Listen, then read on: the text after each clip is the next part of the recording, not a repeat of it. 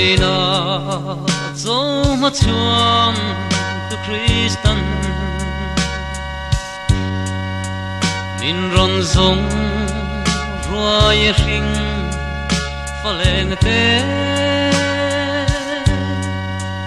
van to the khopui dai kom te rom kal hualing ring nun suar min ron fo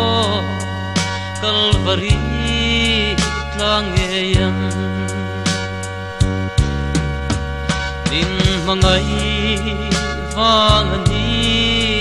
lalli suar adello vom thei lo ring fate kan tello vom thei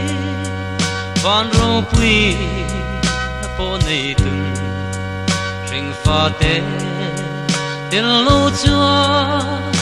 ka tei lo mangai va in ti kan suanga haider tu lal Krista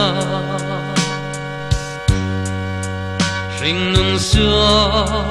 rim chia khat to te min fo bro mangai va ginati lal Kristan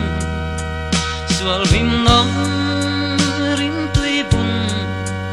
chua ami sam tire mangai na awai zo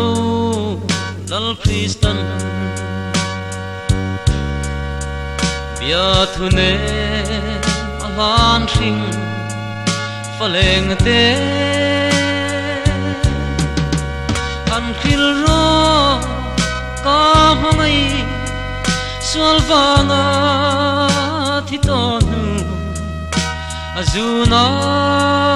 kalvari val ka ta ati din mangai vangani lalli suar atello vom thei lo ring fate kan tello vom thei van ro pui po nei tung ring fate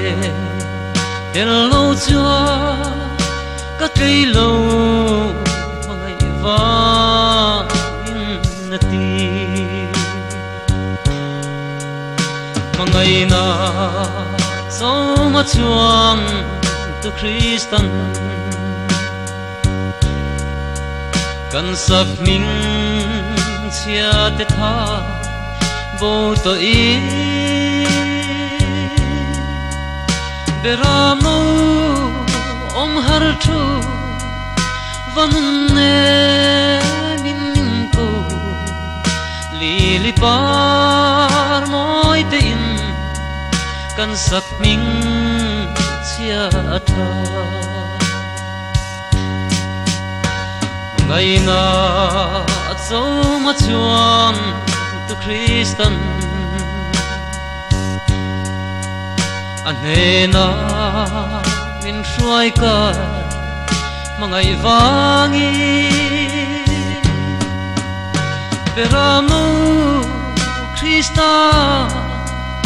digin ka ham thira kanun hi hring nun tui liani na chin phak lo min mangai vangani lalli suar atello vom thei lo ring fate kan tello vom thei van ro pui po nei tung ring fate tello chua ka trei lo mangai va